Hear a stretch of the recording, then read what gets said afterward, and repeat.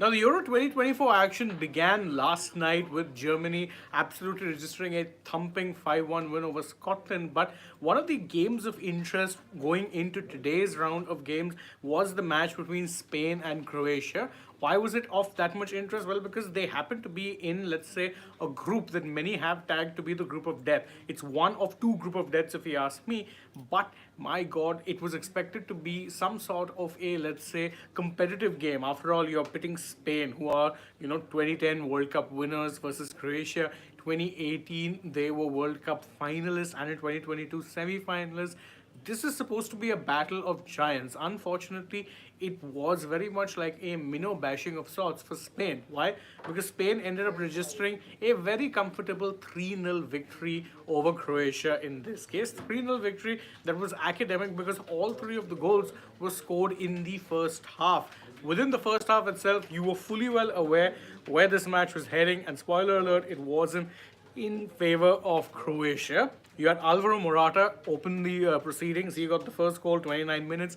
3 minutes later, Fabian Ruiz ends up getting the second goal. And then, of course, at the stroke of halftime, Dani Carvajal ends up putting them 3-0 up front. The second half, unfortunately, was a little bit of a procession. The most interesting thing that happened in the second half was, the penalty that ended up being given to Croatia. Again, it was given in the 78th minute. You're thinking, okay, if they get the goal here, then there's every chance that potentially they may very well, let's say, end up trying to stage some sort of a comeback, or at least make the last 10 minutes a little exciting. Petkovic, their striker, ended up scoring the goal, but there was just one problem. There was encroachment in the area by the other Croatia players, and therefore the goal didn't stand. And again, it's worth noting that Petkovic didn't actually score the goal from the penalty. His effort was saved by Unai Simon, but on rebound, it was Ivan Perisic who crossed back or cut back to his striker Petkovic. Petkovic finished it, but a VAR checks revealed that there was encroachment, and therefore, well, it wasn't allowed to stand. After that, Spain just played the game out, didn't really try to create many chances. They were 3-0 up. They don't need to. The result means that Spain, as of now, are very much on top of their group, and there's a reason we were calling it the group of death. This particular group, it's a very interesting one aside from one team. This is Group B, and you have Spain, who are currently on top, having played one game. Croatia are bottom because, of course, opposite goal difference of -3.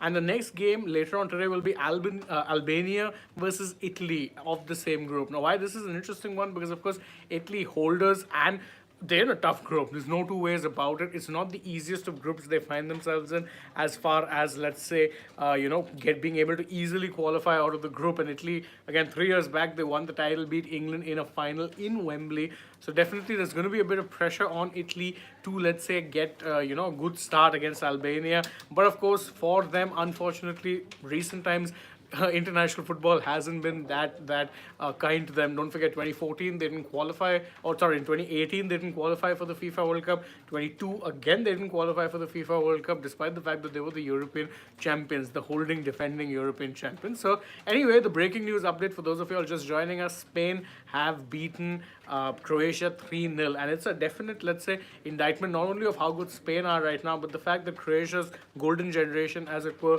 seems to be petering out. They need to start bringing in fresher talent and ensure that the momentum they had over the past 2-3 years doesn't in fact dissipate. In fact, Shauna Ghost rightly points out in the comments saying that Croatia's golden generation is gone. Would be tough for them. In fact, a lot of their golden generation, unfortunately, are still playing. That's one of the problems. They need fresher talent. They need younger players.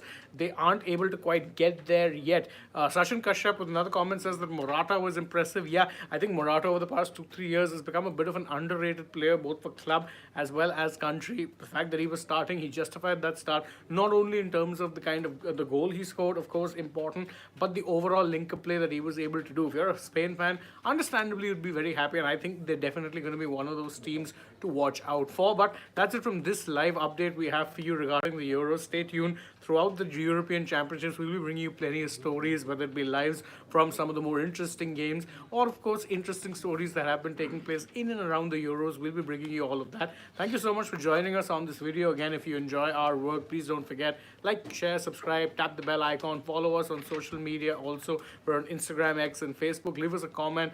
Don't forget to download the SportsTech app, and if you're already on the channel, well, go ahead and check out some other videos we posted as well. For now though, from my side, it is goodbye.